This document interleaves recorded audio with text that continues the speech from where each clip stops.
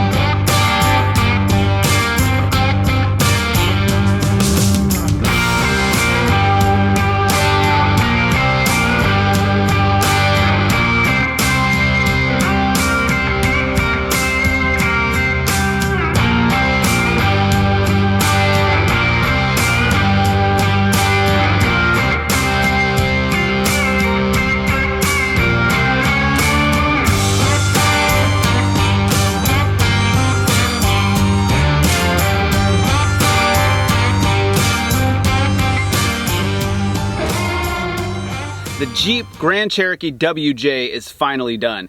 I've come out here today to Juniper Sand Dunes to kind of run it through its paces a little bit.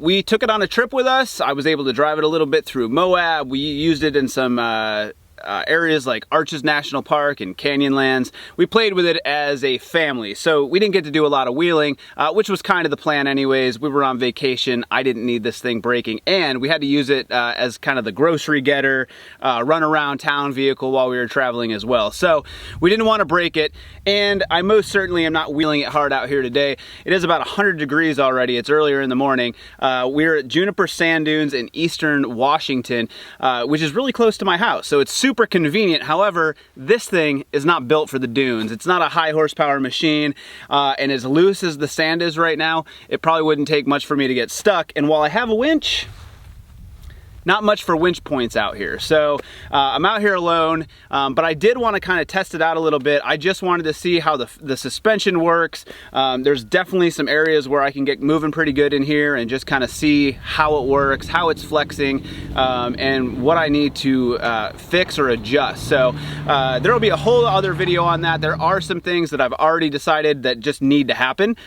Things like the sway bar. I actually snapped a quick disconnect pin while we were in Moab. So I'll tell you a little bit about that in another video, but today I'm going to give you the breakdown on what the Jeep is, what I've done to it so far, and what we plan to do with it next. So for those of you that are new to the channel, this is a 2003 Jeep Grand Cherokee. The code for these is a WJ. The Grand Cherokee prior was a ZJ, and so I've always loved this platform personally. I think it looks awesome on bigger tires. So this is something I've planned for a little while. I want to do a 1-ton swap on it. I wanted at least 37-inch tires, but honestly, haven't built this before and seen a lot of WJs and wasn't sure how easy it would be to get it up on a 37-inch tires. Now that it's here, I may even go bigger at some point. But the point behind this build was I wanted to find axles at the junkyard that were fairly easy to put in here in terms of I didn't need to outfit them with everything right away. This is not a full-on trail rig. I have one of those as well that's going to be built to beat on. This is more for a daily driver, a family rig to go wheeling in, something that's still got all the creature comforts on the inside, air conditioning, cloth seats, things like that.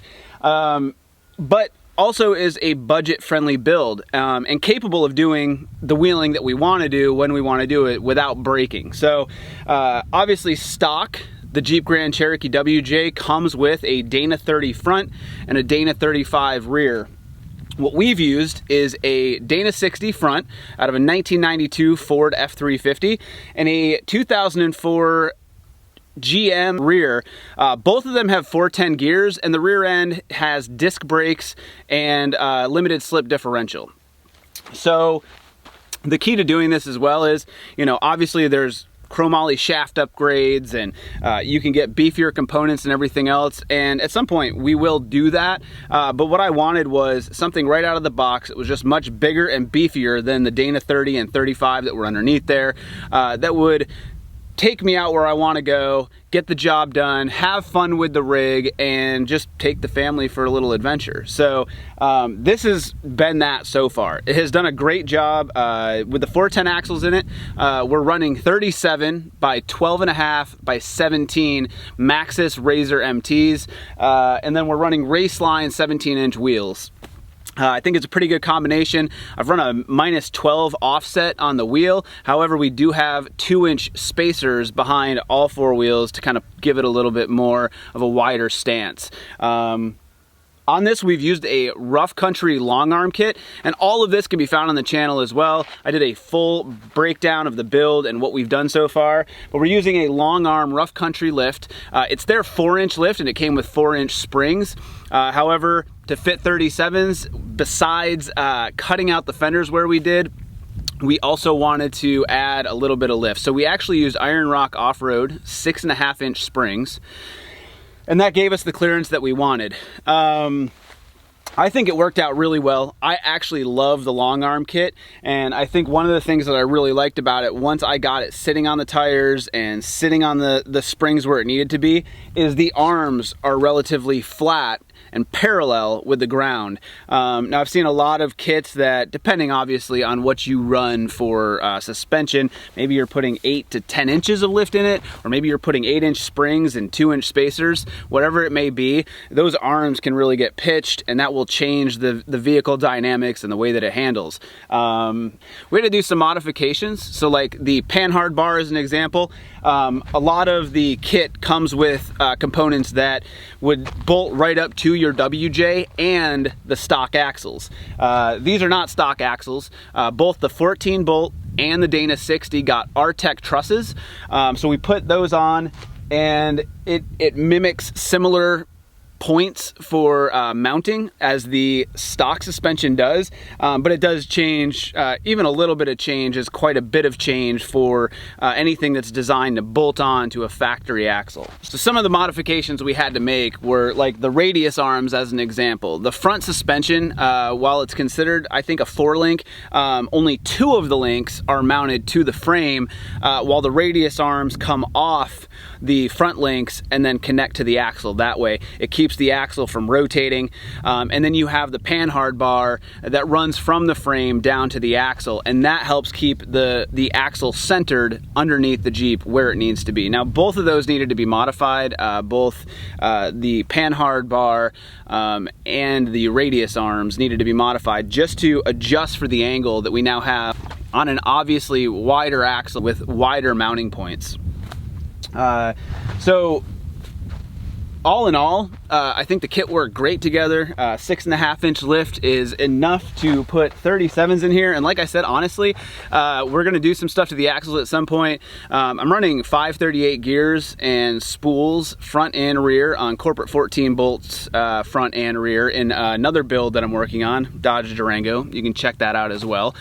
But that's got 44-inch tires on it, and a V8, an LS. So that's a little bit different, but I think with what I want to do with this, 538s might be the way I'm going to go anyways, and we'd probably do something more along the lines of grizzly lockers front and rear, and perhaps a 40-inch tire at some point.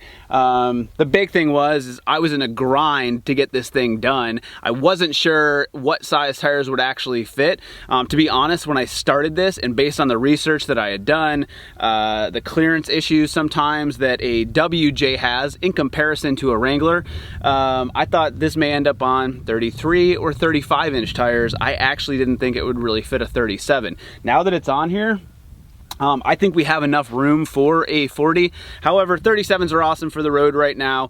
We are going to use it on some other trails. We're going to head to the west side of Washington State and go check out LB Hills at some point. There's Evans Creek off-road area, Tahuya. There's a lot of fun areas over there. So that's really what this was built for too, is I want to drive it on the road. It's going to be my daily driver. I'm going to go do things, and already do on a regular basis in it. It's still the car I drive all the time.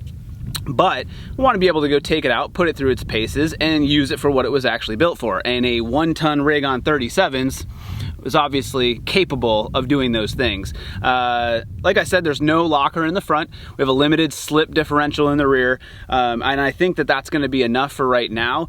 We're going to test it out. We're going to see what it'll do, and we're really going to see how well it'll perform with axles straight from the salvage yard.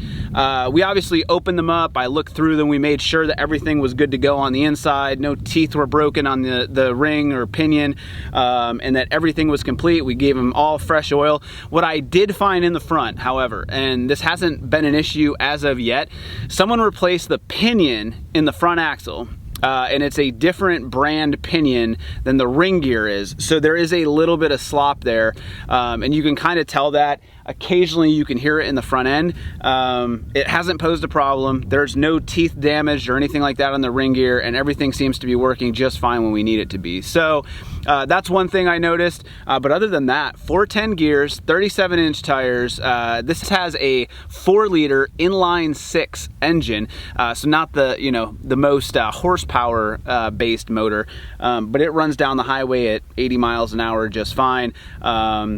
I think sometimes getting up to speed or going up hills, that poses a little bit of a problem sometimes. So I think gearing might change a little bit there, or might help to change some of that stuff there.